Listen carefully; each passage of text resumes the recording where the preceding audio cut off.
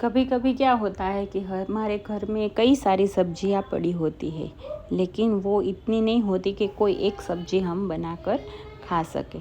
कई सारी होती है लेकिन थोड़ी थोड़ी होती है, तब हमें पाव भाजी याद आती है।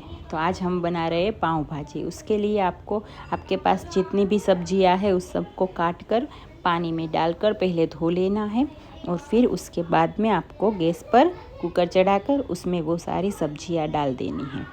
उसको पकाने के लिए आपको कुकर में 1-1.5 गिलास पानी डालना है, और आपकी सब्जियां डूब जाए उतना ही पानी डालें और 3 सीटी लगा दें। तीन सीटी में आपकी सारी सब्जियां पक कर तैयार हो जाएगी।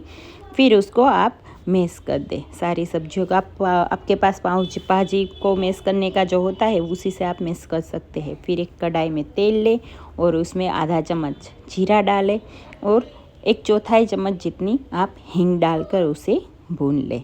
उसके बाद आपको उसमें एक बड़ी कटोरी आपको प्याज डालना है। प्याज के लिए आप उसकी प्योरी भी बना सकते हैं, या फिर उसे मेरी तरह मैंने यहाँ पर चॉपर में चॉप करके डाला था, तो वैसे भी आप डाल सकते हैं। 2-3 मिनट तक ऐसे ही आपको प्याज को। उसके बाद आपको इसमें 1 बड़ा चम्मच अदरक, लहसुन और मिर्च की पेस्ट डालकर उसे भी 1 से 1.5 मिनट तक पका लेना है। और अभी आपके पास अगर हरे मटर मिल रहे हैं तो वो आपको एक मुट्ठी भर के उसमें डाल देने हैं, या फिर अगर नहीं है तो आपको भिगोए हुए मटर भी आपके चलेंगे। तो आपको वो ज़्यादा देर तक पकाने पड़ते हैं, लेकिन अगर मिल रहे हैं तो उसे भी आप प्याज के साथ ही डाल देंगे तो भी पक जाते हैं।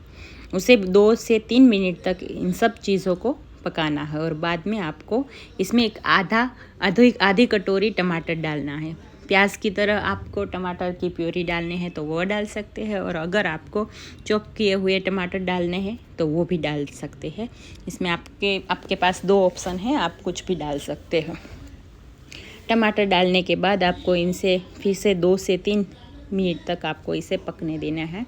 और फिर बेसिक मसाले जो हमारे होते हैं, धनिया पाउडर, जीरा पाउडर, आधा चम्मच हल्दी, आधा चम्मच नमक, और आप नमक अपने स्वाद के हिसाब से कम ज़्यादा कर सकते हो। और यहाँ पर मैंने कश्मीरी मिर्च जो मिलती है वो डाली है। अगर आप तीखा खाते हैं तो आप अपनी कोई भी मिर्च डाल सकते हैं। कश्मीरी मिर्च से क्या होता है कि पाव भाजी का कलर है वो अच्छा आता है। और यहाँ आप जब प्याज डालते हैं तो उसके साथ अगर आप बीटरूट खाते हैं तो उसे भी उसकी प्यूरी भी बनाकर डाल सकते हैं, उससे भी पाव भाजी का कलर बहुत अच्छा आता है। लेकिन मेरे पास बीट नहीं पड़ा था तो मैंने नहीं डाला है। इन सब मसालों को अच्छे से पकाने के बाद इसमें आप वो भाजी जो आपने पकाई है वो डाल दें, और फिर उसे मिला दीजिए। और थोड़ी देर इसे मिलाने के बाद पाव भाजी आपकी तैयार हो जाएगी। और लास्ट में आप चाहे तो इसमें तैयार मसाला जो पाव भाजी का मिलता है वो 1 चम्मच आप डाल सकते हैं। और उसके साथ साथ ही अगर आपको पाव भाजी में थोड़ी खटास ज़्यादा चाहिए तो आधे चम्मच नींबू का रस भी डाल सकते हैं। मैंने यहाँ पर 1 चम्मच जितना नींबू का रस डाला था।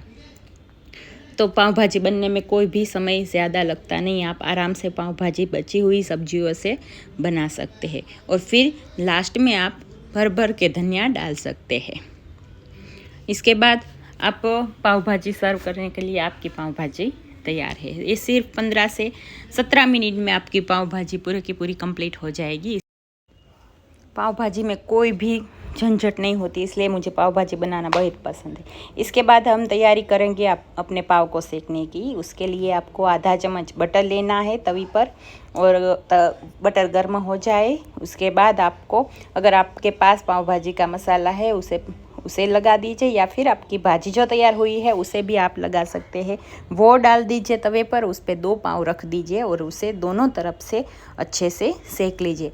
अगर आपको बीच में कट लगा कर सेकना है तो आप वैसे भी बना सकते हैं जैसे बाहर मिलते हैं, लेकिन हमें ऐसे ही पसंद है तो हम ऐसे बनाते हैं। बस ऐसे ही आपकी पाव भाजी कंप्लीट हो जाएगी।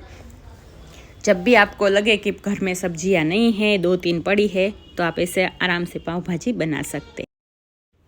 फिर क्या है, एक पाव भाजी की प्लेट लीजिए, पाव रख दीजिए, उसमें साइड में पापड़ रख दीजिए, और साइड में आप जो भी खाना चाहिए, टमाटर या फिर प्याज आपको जो पसंद हो, नींबू मिर्च उसमें डाल दीजिए, वो भी तैयार हो जाएंगी। तो आपकी पाव भाजी तैयार है। अगर आपको मेरी ये वीडियो अच्छी लगे तो प्लीज़ लाइक करें, शेयर करें और सब्सक्राइब करें। Good night.